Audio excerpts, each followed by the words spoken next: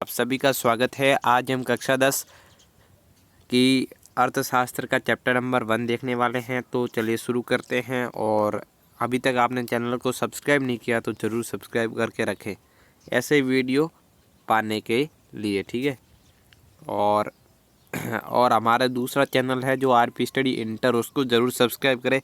उसका लोगो यहाँ पे लगा रखा क्योंकि ये पीपीटी उसके चैनल के लिए थी, पर आपका एग्ज़ाम नज़दीक था और कल एग्ज़ाम है परसों, इसलिए ये वीडियो लाया। तो इस वीडियो को देखिए और आरपी स्टडी इंटर को ज़रूर सब्सक्राइब करें, वहाँ पर सारे विषयों का मिलेगा। तो चलिए शुरू करते हैं। और अब पहला अपने विकास है। तो विकास का क्या मतलब है कि विकास के अंतर्गत हम जीवन से जुड़े विभिन्न लक्ष्यों तथा उन्हें प्राप्त करने के उपायों के संबंध का अध्ययन करते हैं। जैसे जीवन को कैसे जिया जाए, और अलग व्यक्ति के लिए अलग विकास होता है। किसी के लिए विकास हो सकता है और किसी के लिए विकास नहीं होता है, ठीक है। अलग अलग व्यक्तियों के लिए अलग अलग धारणाएं अलग अलग होती हैं। अर्थात किसी के लिए विकास दूसरे के लिए विकास नहीं है। और आय और अन्य लक्ष्य। सामान्यतः व्यक्ति अपनी आय को अधिकतम करना चाहते हैं और साथ ही समानता के व्यवहार और स्वतंत्रता, सुरक्षा और दूसरों से सम्मान पाने की इच्छा रखते हैं, ठीक है भाई। ओनली फॉर पैसे के लिए काम नहीं करते। सम्मान, इज्जत और शिक्षा कैसी है और स्वास्थ्य कैसा, वो सब भी देखा जाता है। राष्ट्रीय विकास क्या है कि किसी भी राष्ट्र की अर्थव्यवस्था द्वारा पूरे वर्ष में उत्पादित, यहाँ पे राष्ट्रीय विकास ना होकर राष्ट्रीय आय है, ठीक है, राष्ट्रीय आय है। तो किसी भी राष्ट्र की अर्थव्यवस्था द्वारा पूरे वर्ष में उत्पादित वस्तुओं और सेवाओं के शुद्ध मूल्य के योग को आय कहते हैं, ठीक है। अब दूसरे प्रश्न आ गया, प्रति व्यक्ति आय किसे कहते हैं। तो जब देश की कुल आय को कुल जनसंख्या से भाग दिया जाता है तो जो राशि मिलती है उसे प्रति व्यक्ति आय कहते हैं। और प्रति व्यक्ति आय कहते हैं 2006 में विश्व और डेवलपमेंट प्रोग्राम, ठीक है, विश्व विकास रिपोर्ट के अनुसार भारत की प्रति व्यक्ति आय 28,000 ही 2006 की थी। तो अब तो ज़्यादा हो गई होगी, ज़माना अलग चल रहा है, आप सभी को पता ही है। और यहाँ पे ध्यान रखना, विकास नहीं है, आय, ठीक है। अब औसत आय की तुलना, ठीक है, औसत आय की तुलना कैसे करें। तो तुलना के लिए एक्सपेरिमेंट करते हैं। देखो क्या, दो देशों की तुलना कर रहे हैं। दोनों देशों में 5-5 व्यक्ति रह रहे हैं, ठीक है, और एक देश में 5 व्यक्ति, यहाँ पे सब वाइट ही तो ब्लैक ले लेते हैं। एक देश के 5 व्यक्ति ये पैसे कमा रहे और इस देश के 5 व्यक्ति ये कमा रहे। अब देखो, इन दोनों को गिनोगे तो टोटल यही आएगा और इनका टोटल यही आएगा, फिर बराबर भाग दोगे बराबर यही आएगा। तो इसे औसत से ये पता नहीं चलता कि कौन व्यक्ति अमीर है कौन गरीब है, क्योंकि यहाँ पे 4 व्यक्तियों के 500 और एक का 48,000 है और इन सभी का लगभग बराबर है। इसलिए इससे ज़्यादा पता नहीं चलता कि, और राष्ट्रीय आय से कि प्रति व्यक्ति आय से कि कौन देश में क्या इज्जत है, क्या हाल है। एक व्यक्ति 48,000 कमा रहा है और 4 व्यक्ति 500 है, और वहाँ पर 5 व्यक्ति है और 500 के लगभग 10,000 के आसपास है। आगे क्या दे रखा है,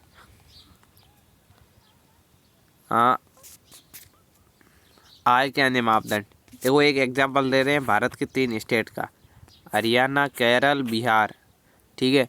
तो प्रति व्यक्ति आय 2017-18 के अनुसार ये रुपये में है 2,03,340 थी हरियाणा की प्रति व्यक्ति आय 2017-18 में। केरल की थी 1,84,000 और अपने बिहार की थी 38,631। ये आर्थिक सर्वेक्षण 2019 के अनुसार है, ठीक है। तो ध्यान रखना। हाँ, आगे देखते हैं। ये तो हमें प्रति व्यक्ति आय मिली। अब और यहाँ से जब आप देखते हैं तो आपको लगता है कि हरियाणा बेस्ट है और बिहार और केरल बिगड़े राज्य है विकास के मामले में। अब आगे देखते हैं। ये तो जो एक आंकड़ा प्रस्तुत किया गया, तो अगले आंकड़े क्या है? अगले आंकड़े हैं, रुको अभी ये यहाँ पे सिंबल क्यों आता पता नहीं, मैं इससे परेशान हूँ। ये आ जाता ना, दिखता नहीं है। ठीक है, हरियाणा, केरल और बिहार के तुलनात्मक आंकड़े, विकास के तुलनात्मक आंकड़े। ये जो टेबल है वो आपकी जो होती है ना, क्या कहते हैं उसे, जो बुक है अर्थशास्त्र की, उसके अंदर गिवन है। ठीक है, तो राज्य हरियाणा, केरल, बिहार तीनों को लिया है। और क्या लिया है?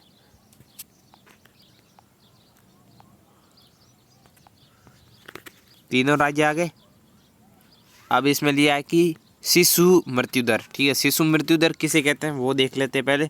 कि किसी वर्ष में पैदा हुए 1000 जीवित बच्चों में से 1 वर्ष की कम आयु से पहले मर जाने वाले बच्चों का अनुपात दर्शाती। ठीक है, तो ये शिशु मृत्यु दर हो गया। अब देखो शिशु मृत्यु दर किस प्रकार, यहाँ का हरियाणा का 30 है, केरला का 10 है और बिहार का 30 है। अब बताओ कौन बेस्ट है? कोई नालायक बच्चा होगा क्लास में, वो सोचेगा सर जिसका शिशु मृत्यु दर बहुत ज़्यादा है वो अच्छा है, तो इस अनुसार से बिहार अच्छा। बच्चे मारे मतलब ये कम होना चाहिए। सबसे कम का है केरल, मतलब इस मामले में सबसे विकसित कौन है? केरल। हरियाणा और बिहार आसपास। ये साक्षरता, पढ़ाई लिखाई, यहाँ पे साक्षरता का दर क्या रखा है कि आपने डेफिनेशन आ जाए एग्जाम में, यदि आ ही जाए तो 7 वर्ष या उससे अधिक आयु के साक्षर बच्चों की संख्या, साक्षर यानी पढ़े लिखे। तो यहाँ पे देखिए 17-18 की, इस अनुसार अब आप कह सकते हो कि जो जितना ज़्यादा है वो उतना आगे। तो 100 में से 96 बच्चे केरल में पढ़े हैं, 100 में से 80 हरियाणा में पढ़े हैं और 100 में से 71 बिहार में पढ़े। इस मामले में सबसे आगे कौन है? केरल है। ठीक है, और शिशु मृत्यु दर में सबसे पीछे ही कहो, अपने आगे कहने का क्या मतलब है, पर विकास के मामले में आगे केरल है, साक्षरता दर में केरल आगे है। और अब एक और शब्द आया कि नेवल उपस्थिति अनुपात प्रति 100 व्यक्ति। ये कहता है कि 14 से 15 वर्ष की आयु के स्कूल जाने वाले कुल बच्चों का उस आयु के कुल बच्चों के साथ अनुपात निकालती है। तो ये अनुपात देखो सबसे ज़्यादा कहाँ है? तो सबसे ज़्यादा अपनी केरल में। ठीक है, तो इस अनुसार से ये 4 मापदंड लिए, शिक्षा 3 लिए, शिक्षा, स्वास्थ्य और प्रति व्यक्ति आय। तो प्रति व्यक्ति आय में तो हरियाणा निकल गया, पर शिक्षा, शिशु मृत्यु दर, स्वास्थ्य और ये इन मामलों में आगे निकल गया केरल। तो इस मामले में विकसित कौन हुआ? केरल हुआ। ठीक है, ये एग्जाम्पल्स आई होप समझ गए होंगे आप। अब आगे देख लीजिए, ये आगे अपने सार्वजनिक सुविधाएं, ऐसी सुविधाएं जो सभी के लिए उपलब्ध होती हैं सार्वजनिक सुविधाएं कहलाती है। ठीक है, ये डेफिनेशन से इसका कोई मतलब तो ज़्यादा कुछ है नहीं, पर सभी के लिए उपलब्ध सार्वजनिक हो गई। सार्वजनिक वस्तुएं किसी देश के विकास के लिए महत्वपूर्ण भूमिका निभाती है। इससे शिक्षा, स्वास्थ्य, परिवहन, बैंकिंग जैसी चीज़ों का विकास होता है। उदाहरण के लिए देखो सार्वजनिक सुविधाओं से क्या होता है, जैसे एक बस हो गई, तो कि शिक्षा के लिए हमारे जीवन में महत्वपूर्ण भूमिका निभाती है सार्वजनिक सुविधाएं। अगर कोई बच्चा शिक्षा लेकर एक बड़ा अफसर बन जाता है तो हमारे देश में विकास में भागीदारी निभाती है कौन? शिक्षा। और ये आ गया SDI, ह्यूमन डेवलपमेंट इंडेक्स। ठीक है, तो SDI को ध्यान से देखिए, यहाँ से प्रश्न आपके बन सकता है। ये बड़ी बड़ी बड़ी क्या कहते हैं उसे, प्रोबेबिलिटी है। ठीक है, पढ़े हो ना गणित में प्रायिकता।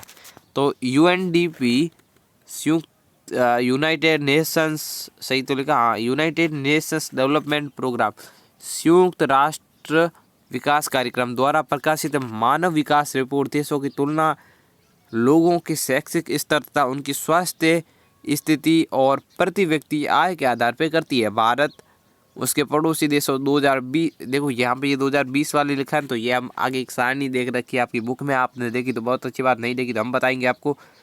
तो सारणी में देखेंगे और रिपोर्ट में कुछ संबंधित आंकड़े दिष्ट है और मानव विकास ये देखो ये सामने आगे क्या नाम है कि मानव विकास रिपोर्ट 2020 युक्त राष्ट्र विकास कार्यक्रम न्यूयॉर्क क्या है। ये देखो अब यहाँ पे तो झप रहा है, तो इधर लाओ इसको। क्या दे रखा है, ठीक है कुछ नहीं दे रखा। क्या वर्ष 2019, आप ऊपर वाला देख लेना, अपने कोई मतलब का नहीं है। तो पहले इन देशों के लिए कौन से भारत के पड़ोसी देश, श्रीलंका, म्यांमार, भारत, पाकिस्तान, नेपाल। और एक प्रश्न बनता है कि SDI में भारत से बेहतर कौन है, तो श्रीलंका। देखो श्रीलंका का 73वां स्थान है, अपना 130वां, ठीक है। और ये देख लेना SDI का मतलब क्या होता है कि ह्यूमन डेवलपमेंट इंडेक्स, मतलब मानव विकास सूचकांक। SDI के ऊपर तालिका दे रखी है, इसमें 189 देश है। और तो बस इतने ही है। ये 3 चीज़ देखता है, स्वास्थ्य, शिक्षा और प्रति व्यक्ति आय, ठीक है। और एक विश्व बैंक है, ठीक है। विश्व बैंक के बारे में बताना जरूरी था और वीडियो भी लंबा होता जा रहा है, फिर भी मैं बता देता हूँ। विश्व बैंक एक प्रति व्यक्ति आय के आधार पे बताता है, ठीक है। विकास की धारणीयता, यहाँ से अपने प्रश्न आया था कि विकास का मतलब केवल वर्तमान को खुशहाल। देखो आपने अब ये ज़्यादा समझाने की कोई ज़रूरत नहीं कि ऐसा विकास करना जो विकास भी होता रहे और संसाधनों का विवेकपूर्ण उपयोग हो, क्योंकि भावी पीढ़ियों के लिए संसाधन बचा के रखे और पर्यावरण को भी नुकसान न हो। इस तरह के विकास को विकास की धारणीयता कहते हैं। इसको भूगोल की भाषा में सतत पोषणीय विकास कहते हैं, ठीक है। आप समझ रहे होंगे क्यों सतत पोषणीय विकास और विकास की धारणीयता एक ही चीज़ है। अब देखो ये प्रश्न है, ये तो ठीक है बाहर का प्रश्न है, प्रीवियस ईयर क्वेश्चन है। और अगले 3 प्रश्न जो हमारे मॉडल पेपर में इसी चैप्टर से आए हैं 2022 के, ठीक है। तो उन प्रश्नों को देख लो। विभिन्न देशों अथवा राज्यों की तुलना किस आधार पे बेहतर तरीके से मापी जा सकती है। राष्ट्रीय आय, प्रति व्यक्ति आय या औसत आय, लोगों की खाद्यान्न उपलब्धता, लोगों की ऊर्जा। इसके आधार पे औसत आय और राष्ट्रीय आय दोनों देखनी चाहिए हमें। अगला प्रश्न आ गया, रिक्त स्थान भरो, ठीक है। भरते हैं, इसमें अपनी को क्या प्रॉब्लम है, पहले से इसको ढक दो, ठीक है। ये नहीं देखना है अपने को कि मानव विकास सूचकांक, ठीक है, देशों की तुलना शैक्षिक, स्वास्थ्य और के आधार पे करता है। किसके आधार पे करता है आपको पता ही होगा, जिसको नहीं पता तो यहाँ देख लो। ऐसा नालायक कौन है, कल एग्जाम है और आज नहीं पता है। प्रति व्यक्ति आया आगे बीच में, ठीक है, जो छोड़ दिया था इन लोगों ने। ये अपने मॉडल पेपर में आया है 2022 वाले में, ध्यान रखना। किसी देश के भीतर किसी विशेष वर्ष में उत्पादित वस्तुओं के अंतिम वस्तुओं और सेवाओं का मूल्य सकल घरेलू उत्पाद कहलाता, ठीक है। तो और ये प्रश्न आ गया अपना बड़े वाला, 2 नंबर का आएगा इसी चैप्टर से। तो यह देख लो, विकास की धारणीयता से आप क्या समझते हैं। तो देखो विकास की धारणीयता का से आशय है कि विकास के स्तर को ऊंचा उठाने, वर्तमान विकास के स्तर को भावी पीढ़ी हेतु बनाए रखने से है। अतः विकास का विषय विकास के लिए महत्वपूर्ण है, क्योंकि इसके बिना विकास अधूरा है। इससे भावी पीढ़ियों के पीढ़ी की उत्पादकता को हानि पहुंचाए बिना वर्तमान की आवश्यकताओं को पूरा करना है। यदि आपको सतत पोषणीय विकास की डिफिनेशन याद है तो आपकी कोई प्रॉब्लम नहीं होगी, ठीक है। ऐसा मैं सोचता हूँ और आपका पेपर बहुत अच्छा जाए, क्योंकि 18 तारीख पेपर है। और हमारा दूसरा चैनल RP स्टडी इंटर को आपने यदि नहीं सब्सक्राइब किया तो क्या कर दिया आपने, मतलब अभी तक आपने किया ही क्या है, उसको ज़रूर सब्सक्राइब करें। और इसका PDF आपको हमारे टेलीग्राम चैनल पे ज़रूर मिल जाएगा, ठीक है। देखो नालायक कितने हैं, PDF नहीं मिल रहे, ठीक है। तो बच्चे कहते हैं कि सर PDF नहीं मिल रहा, तो PDF आपको बहुत जल्द मिलेगा। Thanks for watching this video. और RP स्टडी इंटर को जरूर सब्सक्राइब करें, जिसका लोगो मैं आपको बता देता हूँ, कंफ्यूज मत होना। ये लोगो, ठीक है, यही लोगो, ठीक है। और ये लोगो इसलिए आ रहा है क्योंकि ये सभी वीडियो, ये सभी PPT only for RP study inter के लिए बनी है। फिर भी मैं आपके लिए पहले लाया हूँ, क्योंकि आपका एग्ज़ाम है और थोड़ी बड़ी लिखी है, तो मैं आपको शॉर्ट में जल्दी समझा दूँ और आपके जो बेसिक्स क्लियर नहीं है वो क्लियर कर दूँ। ज़्यादा तो नहीं होंगे पर भी थोड़े बहुत हो जाएंगे। Thanks for watching this video. Help मिलेगी आपको तो वीडियो को लाइक करें, दोस्तों के साथ शेयर करें और कमेंट करें एक अच्छा सा।